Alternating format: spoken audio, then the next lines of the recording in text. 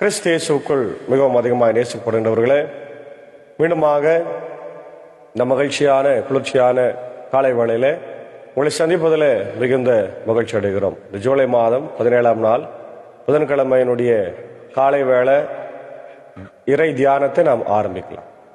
நமது ஆரம்பம் பிதா குமாரன் பரிசுத்த ஆவியின் நாமத்தில் உள்ளது. ஆமேன். ஜெபிப்போம். எல்லாம் வல்ல தந்தை மகன் தூய ஆவியே, எங்களை ஆசீர்வாதமாய் வழிநடத்தி வருகிறவரே, மனமகிழ்வான இந்த காலை வேளைக்காக இறைவா நன்றி செலுத்துகிறோம், போற்றுகிறோம், வாழ்த்துகிறோம். கடந்து போன இரவு முழுவதும் ஆண்டவரே எங்களை கிருபையாய் காத்தீர். காலை வேளையில எங்கள் ஜீவனோடு எழுப்பியிருக்கிறீர்.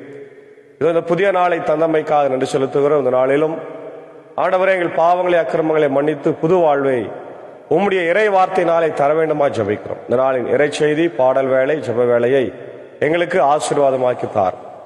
இந்த ஜப குழுவை ஆண்டவர் குழுவை நீர் எடுத்து பயன்படுத்தும். இந்த இறை வார்த்தைகளை கேட்டு பயன்பெறுகிற எல்லா மக்களுக்கும் உம்முடைய இறை ஆசிரியர்களை தந்து வழி நடத்தும்.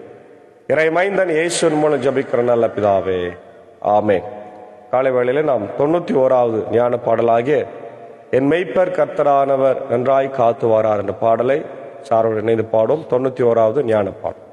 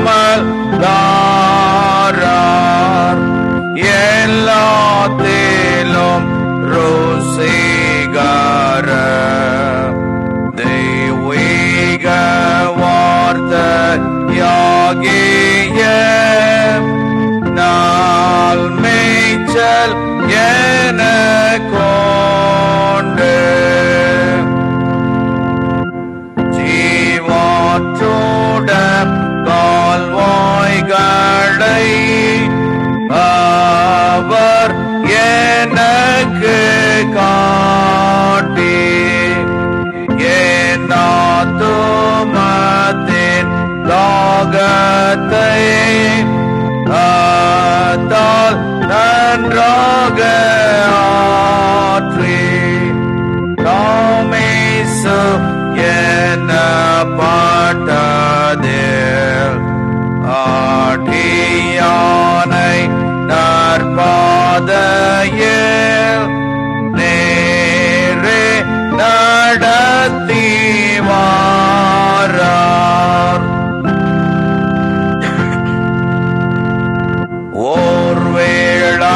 ஜோதி என்றே நான் மரண கேடியே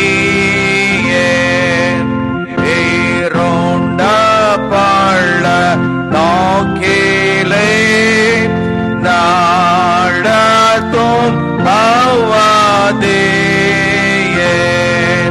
பொல்லாப்புக்கு பாடேன் நீர் நீற்றும் கோலை பாற்றுவேன் அது வழியை காட்டும்.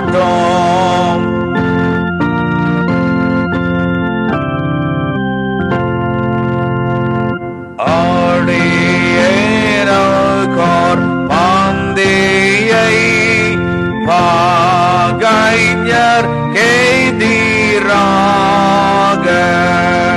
வைத்தெண்ணையாளன் சீரசை மகா கடாட்சமாக நீராபிஷேகம் செய்கிறேன். ஆடியேனை மாறவி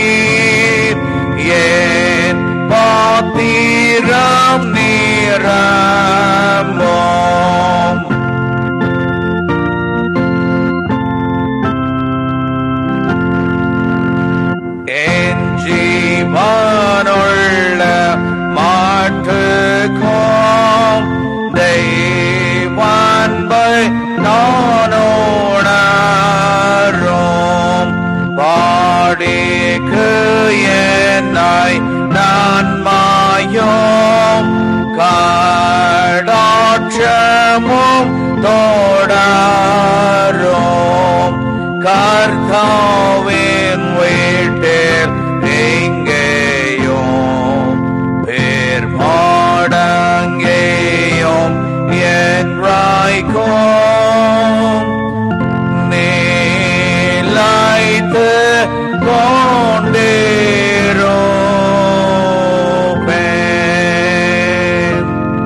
ஆமென்.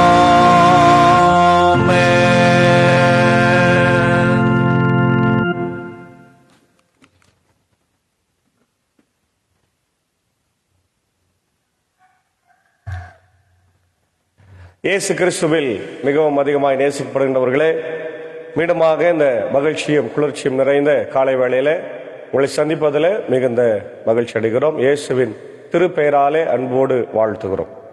இந்த நாளில் நாம் தியானிக்கும்படியாக தேர்ந்து கொண்ட திருமறை பகுதி அது எபேசியர் 2 அதிகாரம் 11 முதல் 22 வசனங்களிலே அடங்கியிருக்கின்ற வார்த்தைகள். மாணவர்களே, இந்த பகுதி மிகவும் முக்கியத்துவம் வாய்ந்த ஒரு பகுதி. இந்த பகுதியில கிறிஸ்து அருளும் ஒற்றுமை என்ற தலைப்பு கொடுக்கப்பட்டிருக்கிறது. கிறிஸ்து அருளும் ஒற்றுமை.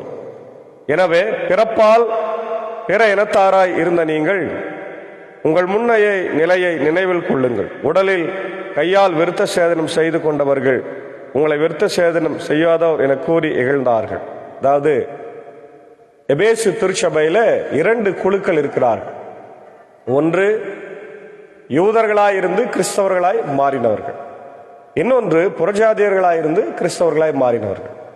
பொதுவாக யூதர்களுடைய வழக்கம் நமக்கு தெரியும். அவங்க விருத்த சேதனம் செய்கிறவர்கள்.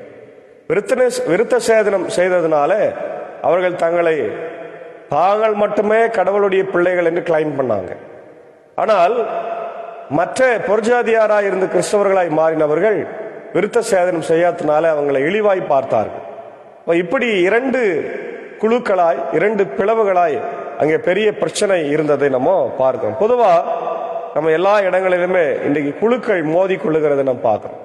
அது இன்னைக்கு திருச்சபையில வாடிக்கை ஆகிவிட்டது. குறிப்பா அமைதியாய் போய்கொண்டிருந்த திருச்சபைகளில இன்றைக்கு கான்ஸ்டிடியூஷன் என்ற ஒரு பேரில் அதை உருவாக்கி எலெக்ஷன் என்று ஒன்று நடத்தி ஒண்ணுமே இல்லாத திருச்சபையில எல்லாம் இன்னைக்கு பார்ட்டி உருவாகி எலெக்ஷன் நடத்தி பணங்களை செலவு செய்து இன்றைக்கு ஆண்டவருடைய ஊழியத்துக்கு வர்றதுக்கு பெரிய போராட்டமா இருக்கு. அதான் இன்னைக்கு நம்ம எல்லா திருச்சபைகளிலும் பார்க்கிறோம். அமைதியான திருச்சபைகள், கிராம திருச்சபைகள் கூட இன்னைக்கு சண்டையில, சச்சரவுல, பிரச்சனைகளில போய் முடிவடைகிறதை நம்ம பார்த்து வருகிறோம். பதவி ஆசை இல்லாதவர்களுக்கெல்லாம் பதவி ஆசையும், பண ஆசை இல்லாதவர்களுக்கெல்லாம் பண ஆசையும் இன்னைக்கு இந்த கான்ஸ்டிடியூஷன் நமக்கு கொடுத்திருக்கிறது.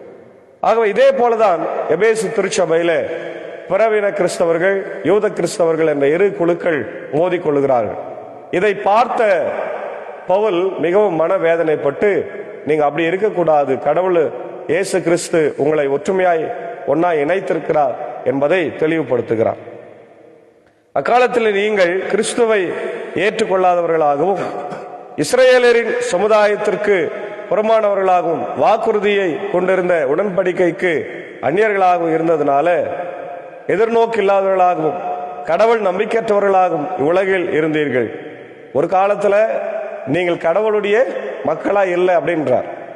நம்பிக்கை இல்லை, எதிர்நோக்கம் இல்லை, யூத மக்களாகவும் இல்லை. நீங்க ஒரு காலத்திலே தொலைவில் இருந்த நீங்கள் இப்பொழுது இயேசு கிறிஸ்துவோடு இணைந்து அவரது இரத்தத்தின் மூலம் அருகில் கொண்டு வரப்பட்டிருக்கிறீர்கள். அல்லேலூயா. அப்ப இப்படி புறஜாதியா இருந்த உங்களை ஆண்டவர் எப்படி கொண்டு வந்து சேர்த்திருக்கிறாருன்னு பாத்தீங்கன்னா இயேசுவின் ரத்தத்தினாலே. அல்லேலூயா. சாதாரணமா நீங்க ஆண்டவரோடு இணைந்து அல்லது திருச்சபையில வரல, அவரோடு இணைந்து கொள்ள முடியாது. அவருடைய ரத்தத்தின் மூலமாக, அவருடைய ரத்தம் உங்களுக்காய் சிந்தப்பட்டதுனால, Jesus Christ blood was shed for you, இல்லையா? இயேசுவின் ரத்தம் உங்களுக்காக சிந்தப்பட்டிருக்கிறது. அந்த சிந்தப்பட்ட ரத்தத்தின் மூலமாக நீங்கள் கிறிஸ்துவோடு இணைக்கப்பட்டிருக்கிறீங்க. நீங்க ஒவ்வொரு முறையும் சண்டை போடும் போது, ஒவ்வொரு முறையும் பிரிவினைகளை பற்றி பேசும்போது, ஒவ்வொரு முறையும் பதவி பண ஆசை வரும்போது இயேசுவின் ரத்தத்தை நீங்க என்ன பண்ணும் பாருங்க. இயேசுவின் பாடுகளை பாருங்க, இயேசுவின் மரணத்தை சற்று நினைத்து பார்.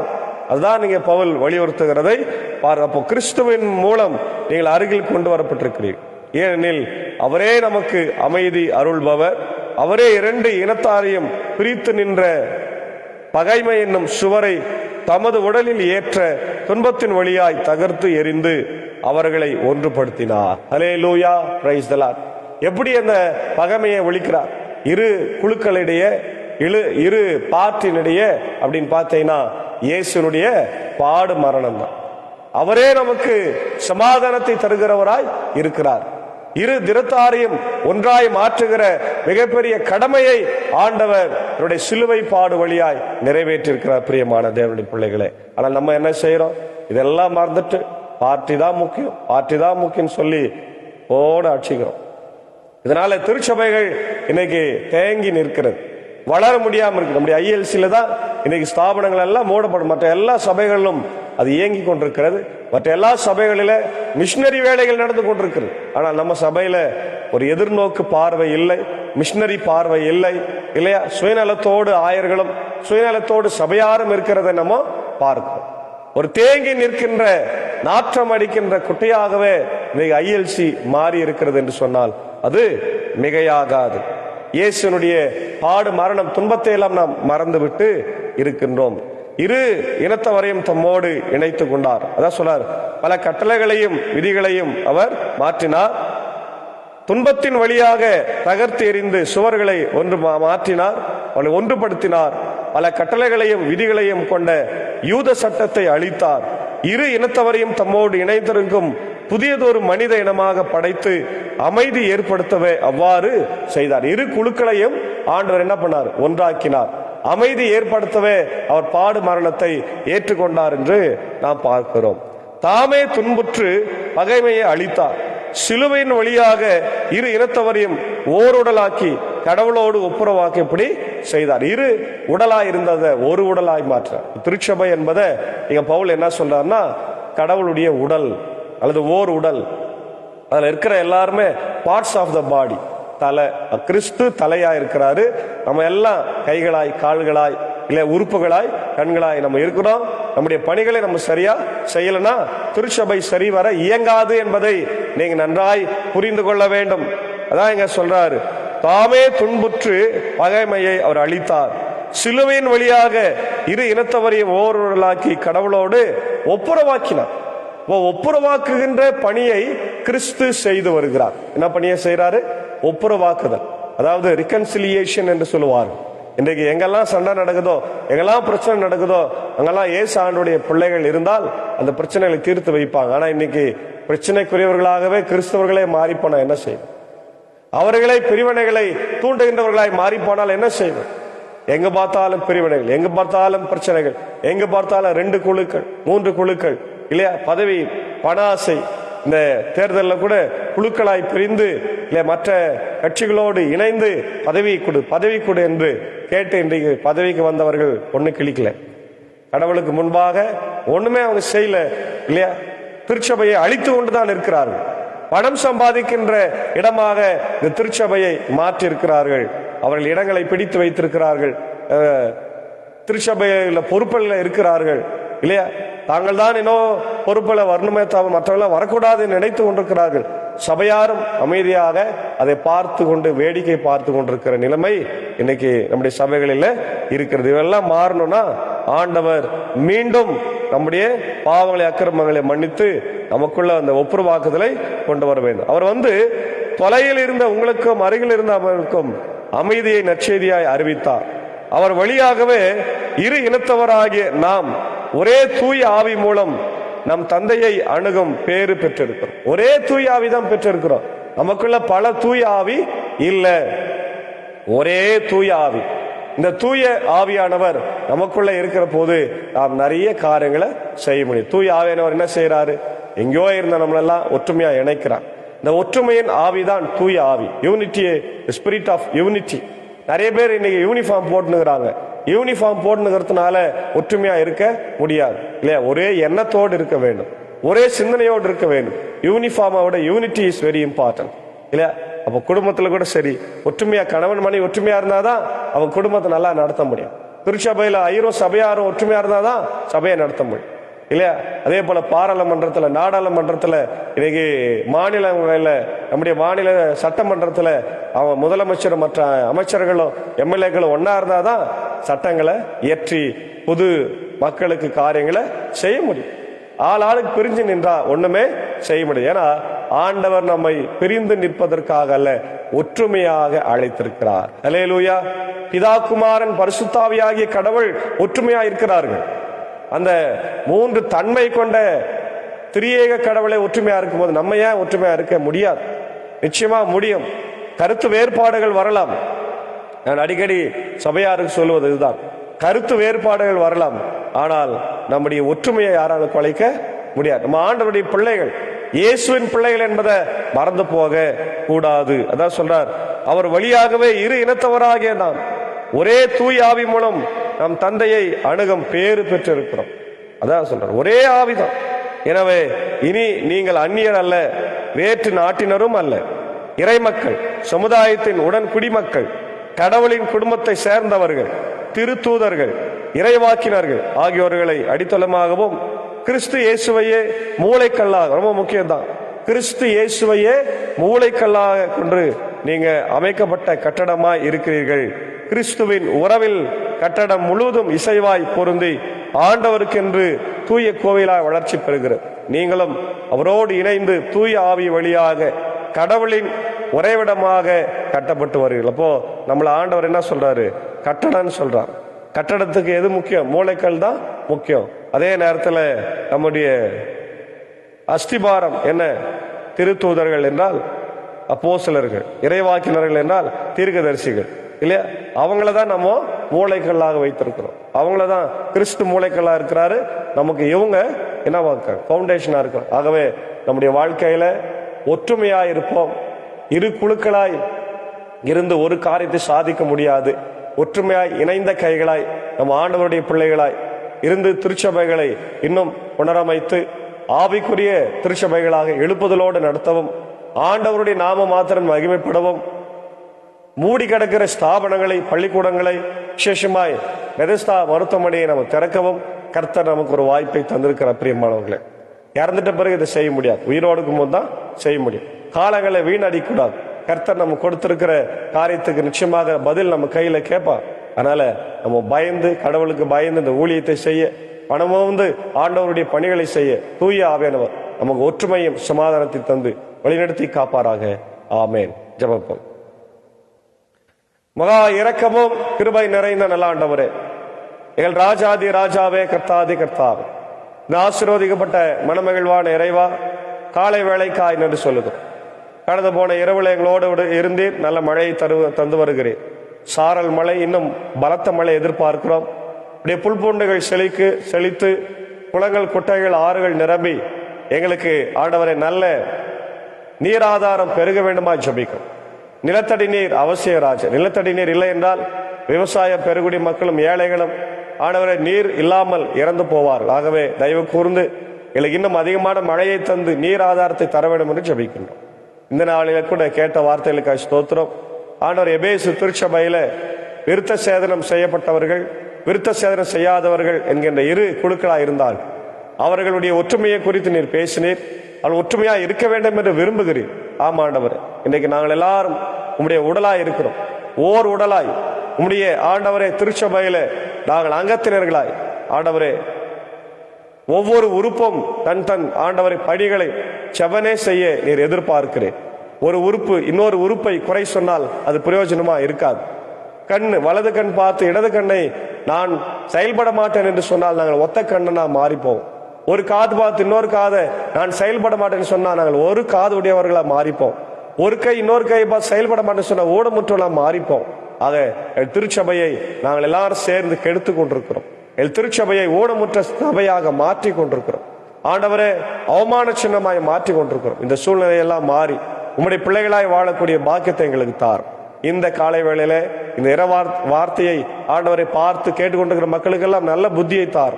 ஒற்றுமையோடு இணைந்து செயல்படுவதற்கான ஞானத்தை தர வேண்டும் என்று நாங்கள் ஜெபிக்கிறோம். பதவி ஆசை, பண ஆசை, ஆண்டவர் எல்லாவற்றையும் மாற்றி ஆண்டவரே நாங்கள் சபைக்காக, ஊழியத்திற்காக பணியாற்றும்படியான கிருபைகளை காலை வேளையில் தர வேண்டுமா ஜெபிக்கும். எல்லா திருச்சபைகளும் ஆயர்களும் இந்தியாவில் இருக்கிற எல்லா சபைகளிலும் இந்த ஒற்றுமை பிரச்சனை இருக்கிறது. இதை மாறட்டும். குறிப்பாக கத்தோலிக்க திருச்சபை, ILC லுத்தரன் திருச்சபைகள், இந்தியாவில் இருக்கிற எல்லா லுத்தரன்ஸ் திருச்சபை, தாய் திருச்சபை ILC, ஆண்டவரே எங்களுடைய CSI திருச்சபை, இண்டிபெண்டன்ட் பெண்டிகாஸ் சர்ச்சஸ், தனிப்பட்ட சபைகள், எல்லா சபைக்காக ஜெபிக்கும். எல்லா சபைகளையும் கர்த்தர் ஆசீர்வதிங்க. செவன்த் டே மெத்தடிஸ்ட், ஆண்டவர் பேப்டிஸ்ட், இந்த சபைகள் எல்லாம் ஒற்றுமையா இருந்து ஆண்டவரை நாங்கள் செயல்பட கிருபை தார். இந்த காலை நேரத்தில் ஆண்டவரை இறை வார்த்தையை பார்த்து கேட்டுக்கொண்டிருக்கிற அகில உலகத்தில் இருக்க மக்கள், America, UK, Australia, New Zealand, Philippines, gulf countries, அங்க இருக்கிற திருச்சபைகள், தமிழ் திருச்சபைகள், ஆண்டவரை இந்தியாவில் இருக்கிற தமிழ் திருச்சபைகள் மக்களுக்காய் ஆண்டவர் ஜெபிக்கிறோம். ஆட்சி செய்கிற தலைவர்கள், ஜனாதிபதி, பிரதமர், முதலமைச்சர், கவர்னருக்காக, அனைத்து மாநிலத்தின் மக்கள், ஆண்டவர் உலக நாடுகளுக்காக ஜெபிக்கிறோம். அமைதி சமாதானத்தை தார். குறிப்பாக இந்திய சுவிசேஷ லுத்தரன் திருச்சபை, 3 சபை சங்கங்கள், போதகர்கள், ஊழியங்கள், ஆயர்களுக்காய் 20 நாளில் பெதஸ்தா மருத்துவமனை குறித்த மீட்டிங் இருக்கிறது. ILC பெருந்தலைவருடைய தலைமையில் நடைபெறுகிற போது ஒரு நல்ல கிறிஸ்தவருக்கு ஆண்டவரே இந்த ஆண்டவரை ஆஸ்பத்திரியை நாங்கள் தருவதற்கு ஜெபிக்கிறோம். அதுக்கு தேவைகளை சந்திக்க வேண்டுமா ஜெபிக்கும். அதே போல் நடைபெறுகிற பஸ் ஸ்டாண்ட் சேப்பல், மோன் சேப்பல், ரெவரண்ட் மோன் நினைவு ஆண்டவரை ஆலயத்தை திறந்து வைக்கிற இருக்கிறார்கள். அதை பிரசிடென்ட் செய்கிற போது ஆயர்கள் சபையார் கலந்து கொண்டு ஆசீர்வதிக்க கர்த்தர் கிருபை தாரும். தொடர்ந்து நல்ல பணிகளை, நலத்திட்டங்களை எங்களுடைய ILC பெருந்தலைவர் அவர்கள் செய்யட்டும். இப்படி ஆமூர் சபை சங்கத்தின் தலைவர்களுக்காக, பொறுப்பாளர்களுக்காக, எக்ஸிகியூட்டிவ் மெம்பர்ஸ்க்காக, நாகர்கோவில் ட்ரிவாண்ட்ரம் பொறுப்பாளர்கள், எக்ஸிகியூட்டிவ் மெம்பர்ஸ்க்காக, ILC பிரசிடென்ட், வைஸ் பிரசிடென்ட், GT-க்காக, கண்ட்ரோலருக்காக வேண்டிக் கொள்கிறோம். எல்லாரும் ஒற்றுமையாக இணைந்து நல்ல காரியங்களை செய்ய கர்த்தர் கிருபை தார். இந்த நாளில கூட ஆண்டவரே என்னுடைய பிறந்த நாட்களை நன்றி ஆண்டவர் நினைத்து கொண்டிருக்கிற ஆண்டவரை மறைந்த அருமையான பெதஸ்தா கர்ணா என்று அழைக்கப்படுகிற அருமையான ஐயாவுக்காக ஜெபிக்கிறோம். இன்று எங்களோடு கூட இல்லை ஆண்டவரை, உம்மோடு கூட பரலோகத்தில் இளைப்பாரி கொண்டிருக்கிறார். இருந்தாலும் அவருடைய இந்த உலகத்தில் ஜென்மித்த நாளை நாங்கள் நினைவு கூறுகிறோம். அவர் விட்டு சென்றிருக்கிற ஊழியத்திற்காக, அன்பு துணையார், அன்பான பிள்ளைகளுக்காக நான் ஜெபிக்கிறோம். உலகம் தர முடியாத சமாதானத்தை, ஆறுதலை இந்த அவருடைய பிறந்த நாளிலே நீ தந்து வழி நடத்தராஜ். அதே போல ஆயிரம்மா ஆண்டவரே திருமதி மில்கா கிறிஸ்துதாஸ் அவர்களுக்காக ஜெபிக்கிறோம். நான் பிறந்த நாளைக்கு நன்றி செலுத்துகிற போது இப்படி கிருபை தங்கிருக்கட்டும். ஆயர் ரெவரண்ட் கிறிஸ்துதாஸ் அவர்கள் இம்மானுவேல் லுத்தரன் திருச்சபையுடைய பொறுப்பு போதகராக செயல்பட்டு வருகிறார். நல்ல சுகத்தையும் பலத்தையும் ஊழிய வாஞ்சை தர வேண்டுமா ஜெபிக்கிறோம். அதே போல ஆண்டவர் நேற்று தினத்துல தன்னுடைய திருமண நாளை கொண்டாடிய என்னுடைய கிரேட் மெடிக்கல் அகாடமியினுடைய அன்பு நண்பர், பவுண்டர் சுதந்திரம் வில்சனுக்காக, சரண்யா வில்சனுக்காக, அவருடைய அன்பு மகன் பிறந்த நாளை கொண்டாடினார் ஜாக்சன் சுபிஸ்காரன் அவர்களுக்காக ஜெபிக்கிறோம். அவர்கள் எல்லாரையும் கர்த்தர் ஆசீர்வதிங்க. உங்களுடைய தெய்வீக கிருபை அவளோடு கூட தங்கியிருந்ததற்காக நன்றி செலுத்துகிறோம். தொடர்ந்து ஆண்டவர் நாளில் பலவீனமாய் சுகனமா இருக்கிற மக்களுக்காக, நிக்சன் ஐயருக்காக, PGS ராஜ்குமார் ஐயருக்காக, ஆயிரம் மக்கள், மூத்த விசுவாசிகள், ஆயர்கள், ஆண்டவரை டீச்சர்ஸ், ரிட்டையர்ட் டீச்சர்ஸ்க்காக ஜெபிக்கிறோம். எல்லாரையும் கர்த்தர் ஆசீர்வதிங்க. இந்த காணொலி வழியாக பார்த்து பயன்பெறுகிற எல்லா மக்களுக்கும் நிறைய ஆசிரியர்களை தார். குறிப்பாக இந்த ஊழியத்தில் எல்லோரு இருக்கிற அன்பர் சாருக்காக, ஏஞ்சக்காவுக்காக, அன்பான பிள்ளைகள், மாத்தல் மனைகளுக்காக ஜெபிக்கிறோம். இதனாலும் அவர்களை ரத்த கோட்டைகளை மறைத்துக் கொள்ளும் ஆசீர்வதி ராஜா. என்னுடைய சாக்கோ சாருக்காக, டீச்சருக்காக, ஜான்சன் சாருக்காக, குடும்பத்திற்காக ஜெபிக்கிறோம். இந்த குழுவாக இணைந்து நாங்கள் ஊழியத்தை செய்கிற போது திவ்ய பிரசன்னம் ஆண்டவர் எங்களோடு கூட தங்கியிருக்கிறோம். இந்த நாளின் இறை பணியையும் ஆண்டவரே குடும்ப பணியையும் ஆசீர்வாதையும் போக்கில வாரத்தில் நம்முடைய கிருபை எங்களோடு கூட தங்கியிருக்கட்டும். இறை மைந்தன் இயேசு கிறிஸ்துவின் வழியை ஜெபிக்கிறோம். ஜெபம் கேளு நல்ல பிதாவே, ஆமென். ஆண்டவராக இயேசு கிறிஸ்துவின் கிருபை, பிதாவின் அன்பு, பரிசுத்த ஆவியானவர் இந்த நாளில் நம் அனைவரோடு கூட தங்கிறது. கர்த்தர் நம்மை ஆசீர்வதித்து காப்பாராக. ஆமென்.